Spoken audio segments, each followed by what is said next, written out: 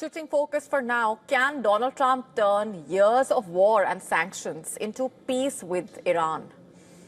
Now with the Gaza ceasefire in place, that is the big question coming out of West Asia. U.S. President Donald Trump addressed the Israeli parliament yesterday, remember, fresh off his claimed victory in Gaza. Trump extended an olive branch, not to a friend, but to America's arch-enemy Iran. A remarkable feat, as just months ago, America and Iran seemed to be on the brink of war. And yet, here is the President of the United States offering, in his words, a hand of friendship. And in his remarks to the Israeli parliament on Monday, Trump, who has just early this year dropped bombs on Iran's nuclear facilities, said, and I'm quoting here, "We are ready when you are. The hand of friendship and cooperation is open. They want to make a deal. It would be great if we could make a deal," quote unquote. But despite this dovish rhetoric, the Trump administration has maintained a hard line against Iran. So the big question still is, how will the years of war, conflict, sanctions be turned into lasting peace? And can it? Because the path to better US-Iran ties remains fraught with challenges.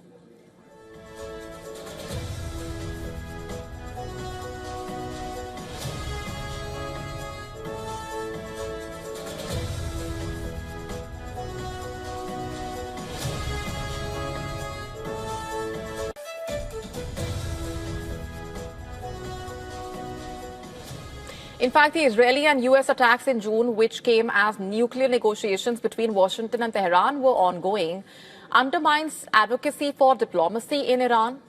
And while Iran itself has not closed the door to diplomacy, its leaders have not exactly rushed to renew talks with America either. Talks over Iran's nuclear program have also not resumed since the Trump administration's bombing of the Iranian nuclear facilities. Israel started the war in June, remember, days before the US and Iranian officials were set for another round of those talks. During a TV interview on Saturday, the Iranian Minister of Foreign Affairs said, and I'm quoting here, "If we receive a reasonable, balanced and fair proposal from the Americans for negotiations, we will certainly consider it," quote unquote. And Iran was also not present in the Gaza summit, remember, that took place in Egypt. Tehran had rejected Egypt's invitation, citing U.S. attacks and sanctions.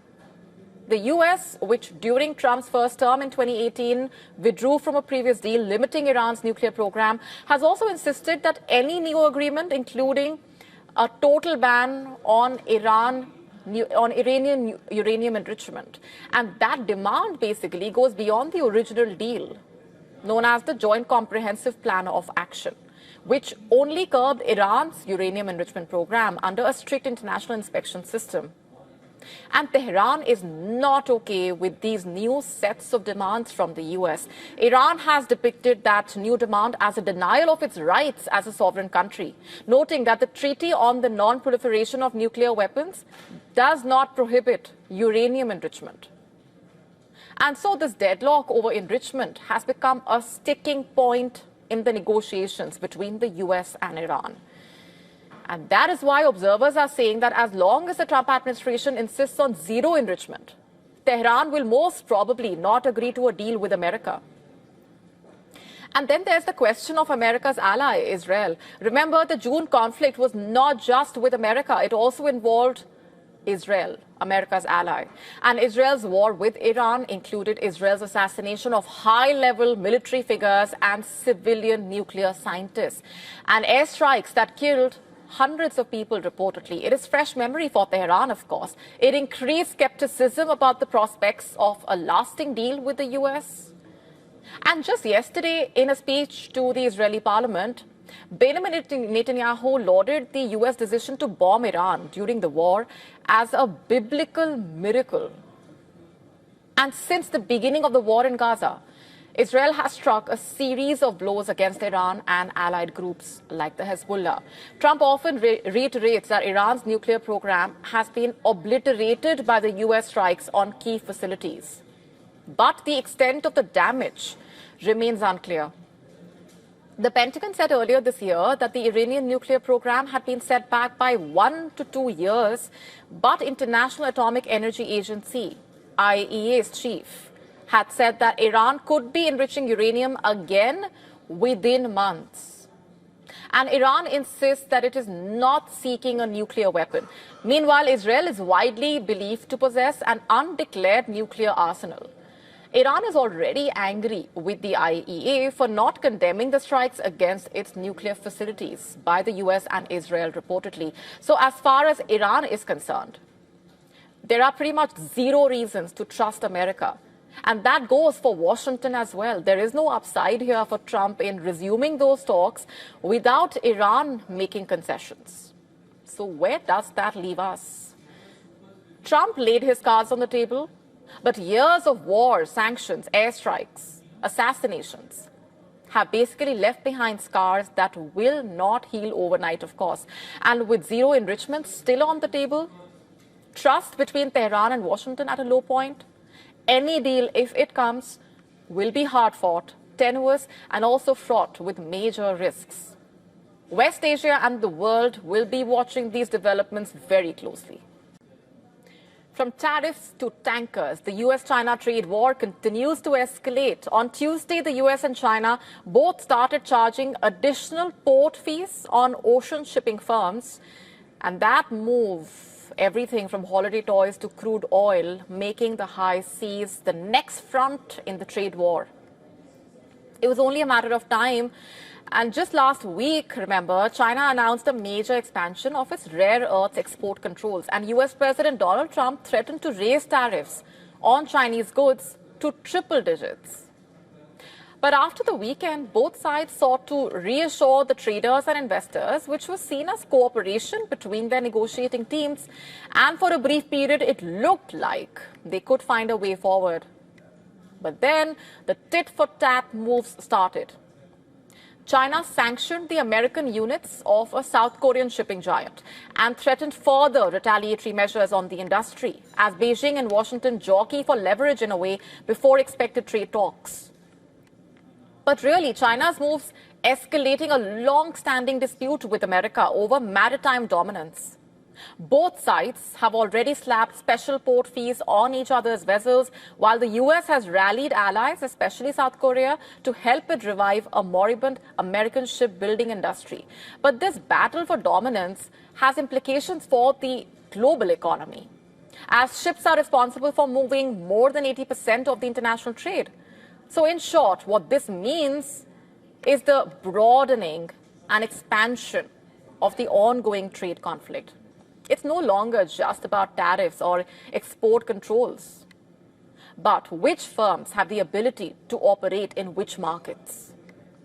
And if this continues, a lot more economic activity than shipping stands to be at risk, because shipping is just one point of contention here in the US-China relationship.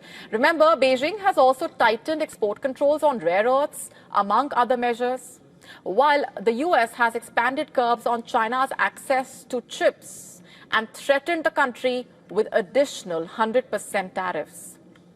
Even as officials from both sides have emphasized that they continue to talk, it's unclear whether they will actually be able to hash out a truce ahead of a summit where the two leaders of the two countries are expected to be speaking.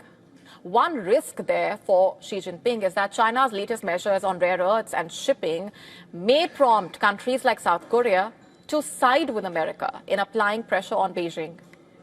For now, this trade war has locked both economies into a spiral of maritime taxation that risks distorting the entire global freight flows. While both Washington and Beijing say that the talks continue, these tit-for-tat measures showing there are still major obstacles. If the port fees, the sanctions, and the export controls continue, it could slow down trade, drive up the costs, and hit the one person who cannot escape it: you, the consumer. And that is why the US-China trade war is not just about politics anymore. It's about every package, every shipment, and every dollar that crosses the globe. And as the next round of talks and the summit also is lying ahead, the world will be watching, because whoever gains the advantage when it comes to shipping may just set the rules for global trade for years to come.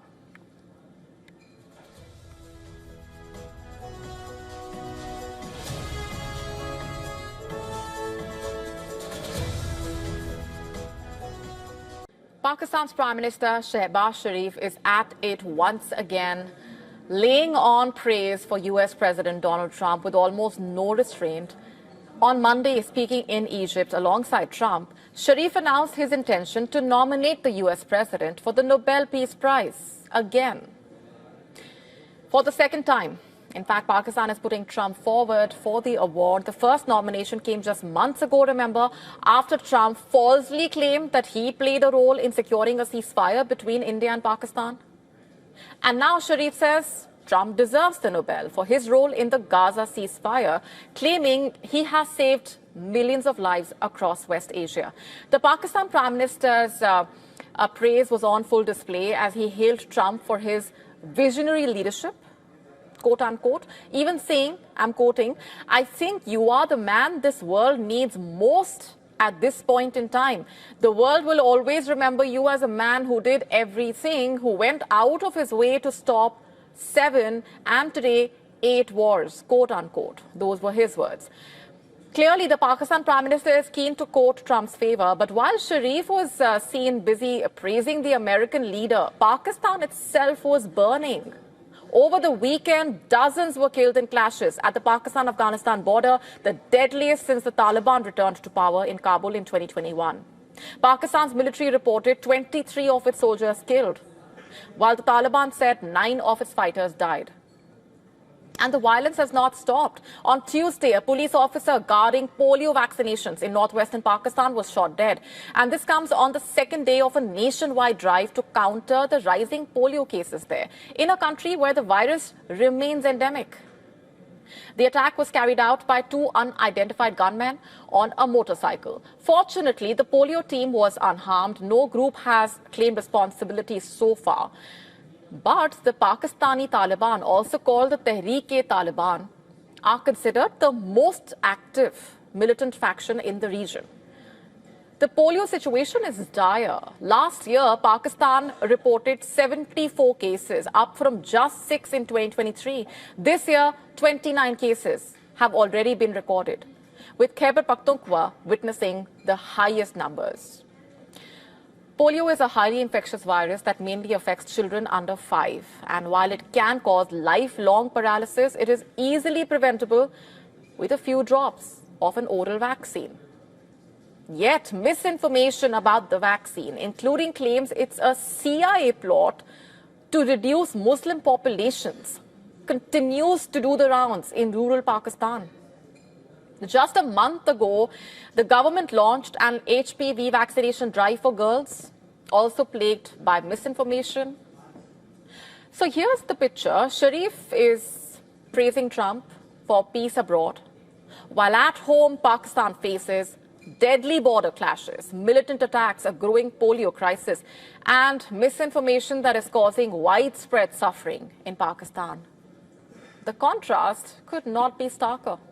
One leader, flattery-filled photo op, and a country still grappling with very real dangers. That's the reality of Pakistan today.